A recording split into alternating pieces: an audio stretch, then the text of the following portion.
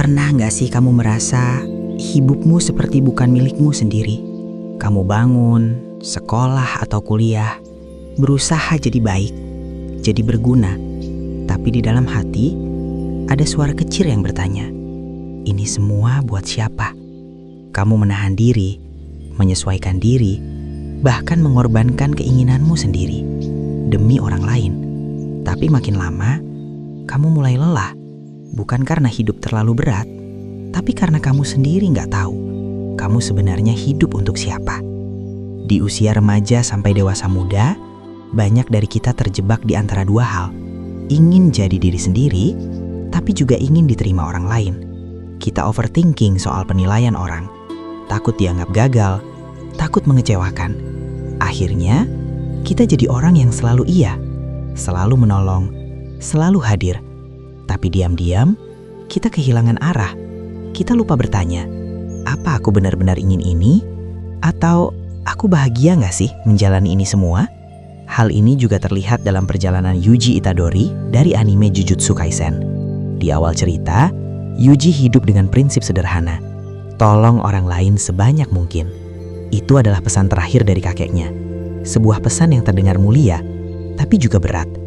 Karena tanpa disadari, Yuji menjadikan hidupnya bukan tentang dirinya lagi, tapi tentang orang lain.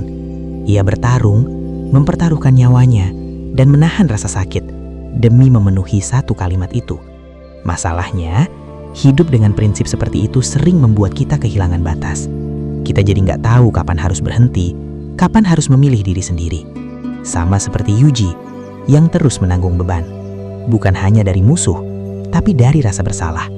Setiap kali gagal menyelamatkan seseorang, ia merasa dirinya tidak cukup.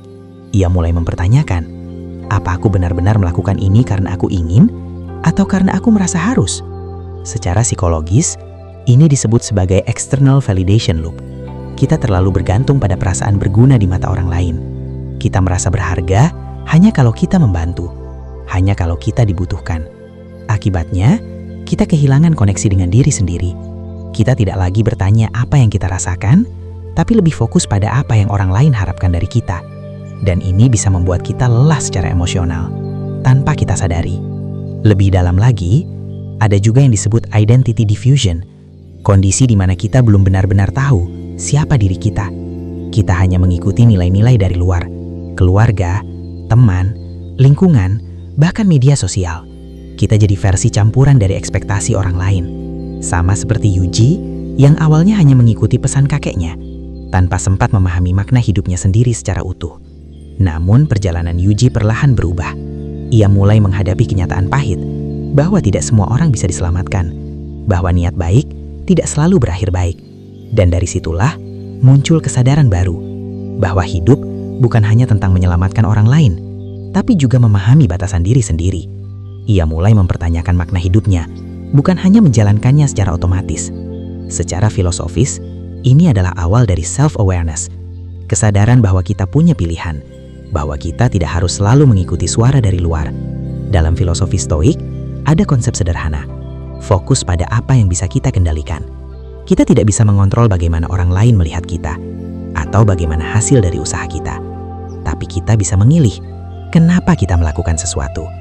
Makna ini juga selaras dengan konsep universal seperti karma, bukan sebagai hukuman atau hadiah, tapi sebagai konsekuensi dari tindakan yang sadar. Ketika kita bertindak hanya karena tekanan atau ekspektasi, kita akan merasa kosong. Tapi ketika kita bertindak dari kesadaran diri, bahkan hal kecil pun terasa berarti. Bukan karena dilihat orang, tapi karena kita tahu alasan dibaliknya. Jadi mungkin pertanyaannya bukan lagi, aku hidup untuk diriku atau orang lain, tapi apakah aku sadar kenapa aku hidup seperti ini? Karena membantu orang lain itu baik, sangat baik. Tapi kalau itu membuatmu kehilangan dirimu sendiri, maka ada yang perlu kamu pahami ulang. Hidup bukan tentang memilih salah satu, tapi tentang menemukan keseimbangan. Kamu boleh peduli, kamu boleh membantu, tapi kamu juga berhak untuk istirahat. Kamu berhak untuk berkata tidak, kamu berhak untuk memilih dirimu sendiri tanpa merasa bersalah. Karena pada akhirnya, kamu tidak bisa benar-benar hadir untuk orang lain kalau kamu sendiri kosong di dalam. Seperti Yuji, mungkin kamu juga sedang dalam perjalanan memahami arti hidupmu. Dan itu tidak apa-apa. Kamu tidak harus langsung tahu jawabannya. Yang penting, kamu mulai bertanya dan jujur pada dirimu sendiri. Karena pada akhirnya, hidup yang paling berat adalah hidup yang tidak pernah kamu pilih sendiri.